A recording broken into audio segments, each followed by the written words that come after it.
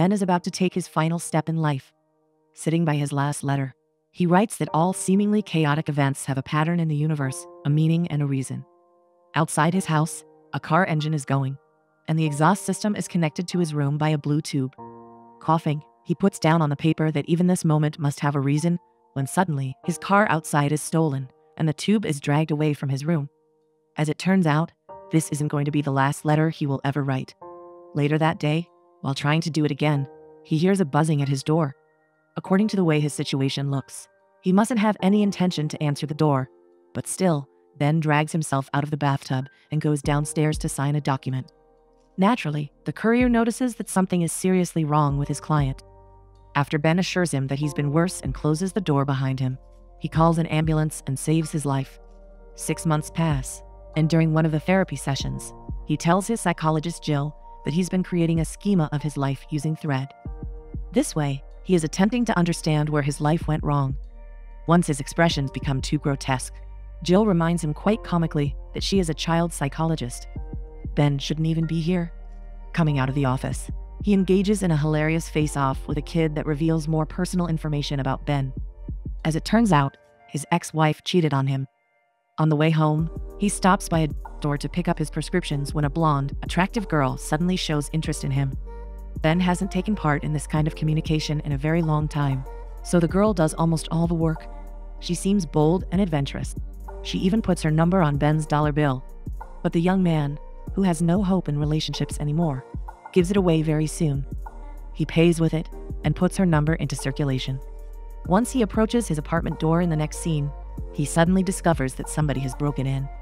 Taking off his shoe, he slowly enters and soon finds out that it's only Tabby, his neighbor and a good friend. She's cleaning his apartment, and as it turns out, she's been doing it for a long time already. She has his spare key and knows almost everything about his life. Usually, she doesn't say anything about the way he lays out his apartment, but now she notices the visual layout of Ben's life on the wall and asks him about it. She listens to him go on and on about the notion of endless possibilities and parallel universes, the charm of non-linear life. But all Tabby pays attention to is the fact that the schema is written with a permanent marker. It will never come off. The next morning, Ben receives a fateful call and learns that his father just suffered a heart attack. Rushing to the hospital, he arrives there on time, just before his dad, Norm, will be ushered into an operation room. He is still conscious, and his condition appears to be hopeful. Just in case, however, he decides to tell his son about a very important family secret. As it turns out, before Ben was born, Norm and his wife adopted a baby. Very soon, however, they discovered that they were pregnant with Ben, so they gave the adopted baby up. What it all means is that Ben almost had a sister. She is still somewhere out there, and he should find her. Once Norm is taken away, Ben finds himself at a crossroads. He will have to make a choice. Firstly, he decides to get some more information about this matter from his math teacher, Betty. Betty and Norm seem to be divorced. She verifies that everything her ex-husband said is true, and so, assured that this almost sister is the piece of his life that has been missing this whole time, Ben decides to track her down and get to know her. The first thing he does is go to Tabby and tell her all about his plans. He wants to break into an adoption agency, steal a bunch of files, and determine where his almost half-sister is. She is going to fix his life, and Ben is sure about it. Tabby doesn't like the way he's thinking at all, but she sees that her best friend is running out of options. Noticing that in any case, this is what Ben needs, she decides to help him a little. She has one condition, however. They are not going to break any laws. They are quick to forget all about this condition, though. Taken by the excitement of adventure, they bribe an adoption agency administrator in the next scene and acquire adoption records from 30 years ago. Ben had no hope of ever achieving such a victory this early in the adventure. For the first time in a long time, Ben has a clear goal. He feels like he's onto something, and for a glimpse of a second, he seems to be excited for the future. His inner nihilistic self is quiet, but only for a little while. Soon, this self puts his bitter machines to work. Ben will have to show stubbornness and discipline to overcome his own hopelessness. One night, the search process brings him to a house domesticated by the girl he met at the store earlier. This is a fateful coincidence that will change the course of his entire life. But the girl is only weirded out. As it turns out, her name is Hannah, and she's been waiting for him to call her. But instead, all she got was a stalker. Her confidence is comical in the light of Ben's shyness. When the latter tells her that he's on a quest and needs to talk to her, Hannah agrees to go to a small restaurant nearby. Their chemistry in the next scene is nothing we haven't seen yet. Their contrasting attitudes somehow go along with each other extremely well. Ben is afraid to tell her.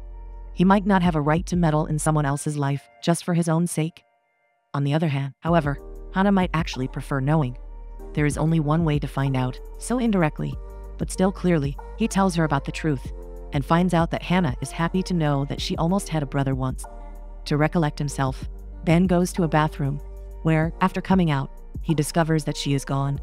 Soon he finds her outside smoking and approaches her. As their conversation continues, Hannah starts talking about quantum entanglement. This is a term that signifies special little particles that are created together. According to physics, no matter where those particles go, they are forever bonded.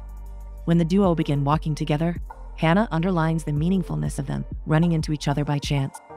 As it turns out, she always wanted a brother, so this relationship of theirs definitely deserves a chance. A street photographer appears in front of them then, and as Ben tries to politely reject him, he is urged to enjoy at least a second of his life.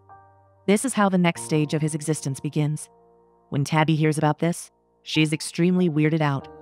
After Ben explains the importance of following this thread in his life, she only decides to tolerate the weirdness of it all. Every turn that Ben's life took brought him to a terrible end. Perhaps this one turn that, by chance, his life never took, will take him to a better place. This is what he believes. The next morning, Ben finds Hannah outside his apartment building.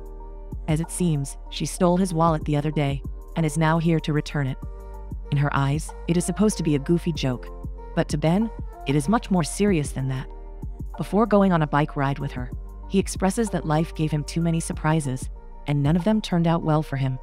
He hates surprises. Still, the bike ride ends up being delightful. Thinking about what to do next, they decide to engage in all the brother-sister activities that they missed. Consequently, they end up being much closer to one another by the end of the day. Later that night, Ben expresses his confusion in quantum entanglement. He says that he's been reading about it, but still doesn't fully get a grasp of the entire thing. To demonstrate what it means, Hannah takes 2 coins, rubs them together, and asks him to flip one while she flips another. As it turns out, once the entangled particles are created, observing one's condition gives us an understanding of the condition of the other. They are always connected, always opposite, so if you know that one coin is heads, another will always be tails, no matter what. The next day, Ben tells his parents all about Hannah and realizes that she's been lucky not to have been raised by this family. Returning home, he finds his door open once more and enters, thinking that it's Tabby again. Taking a few steps, however, he discovers that it's Hannah. He is dumbfounded at first, but still, as Hannah walks around his apartment, giving personal questions, he answers all of them honestly. Suddenly, he hears Tabby's voice coming from the entrance, and reactively, he tries to hide Hannah in his room. The girl is resistant, of course. She feels insulted that she has to hide for Ben's girl best friend. But the young man still manages to achieve victory in this moment. He knows what Tabby thinks about all this, and doesn't want her to see Hannah at his house. The conversation with Tabby is extremely stressful for Ben in the next scene. His best friend emphasizes that she wants to meet this Hannah person, because she doesn't trust her at all. Her monologue soon takes a much more dramatic turn. She begins talking about his ex-wife, who didn't deserve his love. Now, she sees Ben's eyes, which are illuminated by the same light, and her frivolous, protective instinct forces her to be suspicious. By this, Tabby emphasizes that Ben is clearly beginning to have feelings towards Hannah, even though he will not admit it even to himself. Once Tabby leaves, the dark atmosphere and frame of mind are soon vaporized by Hannah. Still, Ben doesn't want to be here anymore, so the two go outside. That night, he sees how his almost sister picks locks. After breaking into the swimming pool, the two unexpectedly discover that they were going to the same swimming pool when they were little. Swimming together with her is a magical experience for both of them. Somehow, while diving underwater, they find themselves gravitating towards each other on a deeper level. Once they emerge from the surface, they conclude this moment with the most meaningful conversation they've ever had. Ben shares how difficult it was to go through the toughest moments of his life. He has always been tough to be around. Perhaps this is why he doesn't blame his ex-wife, Claire, for leaving him. Still, that divorce unraveled a hell for him that is impossible to describe with words. Forced to reevaluate not only his life, but his entire personality, he found himself lost in the face of the biggest disappointment of his life when he found out that Claire cheated on him. Hannah listens to him attentively. as Ben adds that he even started to have a minor psychotic episode during that dreadful episode of life. Immersed in this dialogue, both forget for a while that they are at a swimming pool illegally. Soon, this little detail is reminded to them by a security officer, so they run without looking back. The wind evaporates the gloom of their conversation, but the sense of closeness that it brought still lingers. As they get to a place of safety, Hannah feels an urge from deep down to hold Ben's face and kiss him gently. As the two embrace one another beneath a streetlight, fireworks start dancing in their minds. In the next scene, Ben is speaking with his therapist about Hannah. Jill can see how his face brightens up while talking about her, but she can't help but notice that he's trying to suppress too. She urges him to tread lightly. Later that day, Ben spends some time with Hannah at a bowling center and finds out more about her past. As it turns out, she had it rough as well. Adopted by the people who acted as if Hannah was their second choice, she never felt loved. The story of how she learned that she was adopted sounds even worse. Once, her mother coughed at her for kissing a boy and slapped her painfully. The real pain, however, came over Hannah when the mother added that she wished to know who gave birth to her, so that she would understand who to blame for all this. As Hannah remembers this story, her voice cracks, and she struggles not to start crying. Clearly, this pain still lingers inside her heart. That night, Tabby enters Ben's apartment and steals the adoption files. She seems to be onto something. Ignorant of all this, Ben appears in front of his therapist's office the next morning. He sees the girl who's been picking on him sitting on the stairs, clearly reflecting on something heavy, and decides to go up to her. The two understand each other on a deep level. Once her mother arrives to pick her up, she leaves and forgets her book. Ben calls her to come and take it, but she says that he can keep it. She doesn't want it anymore. Even though it is a children's book, he and Hannah like it quite a lot. In the next scene, they are in Ben's bedroom, listening to a rabbit story, and it helps them pass time. When Hannah embraces him from behind, he takes one big breath and shares how tense he is. It is only natural that he feels this way. However, soon, as Hannah lays him down, he finds himself being drawn by passion. And as the tenseness of his body slowly dissipates, he manages to enjoy the hotness of the moment. Afterwards, while laying together in bed, Hannah notices a scar on his wrist and asks him why he did it to himself. Watching Ben's expression, it is obvious that talking about it brings him an extreme amount of pain. He still believes he was alone, and that the fact that he's alive is based on pure chance, but Hannah thinks otherwise. She knows that a countless chain of events resulted in him getting saved that day, and this chain of events cannot be meaningless. Hannah believes that Ben wanted to be alive. He answered the door, and the universe cleared his way from thousands of obstacles. If you ask her, that was no mere luck. It was destiny. Now, Ben feels free to reveal why he chose to get out of the bathtub that day. As it turns out, he thought that it was Claire at the door. Now that he has shared it, and now that this matter is closed, he feels fully accepted. He finally feels free. Meanwhile, Tabby arrives at Hannah's house. She wants to see her and talk to her about Ben. When she rings the bell, we expect that nobody will answer the door, since we know that Hannah is with Ben at this very moment. But unexpectedly, the door still opens. A blonde woman appears in front of Tabby. When she asks for Hannah, the girl says that it is her, so Tabby starts talking about her best friend. She emphasizes how happy he is to be with her, and asks her to take good care of him. The Hannah that is standing in front of Tabby seems extremely weirded out. She has no idea who this Ben is. As it turns out, Ben is being lied to. The girl he's been falling in love with isn't who he thinks she is. The next morning, he receives a call from Tabby and goes out to see her. After hearing the truth, the expressions on his face signify an incredible amount of pain. Feeling an urge to get away, he leaves the cafe and starts walking aimlessly. Catching up to him, Tabby points out that they should go to the police or post a photo of her online so that she cannot get away with it and is completely lost. Ben agrees. The aimless wanderer takes him to the street photographer who took the photo of he and Hannah one night. He pays him $15 to have his photo taken.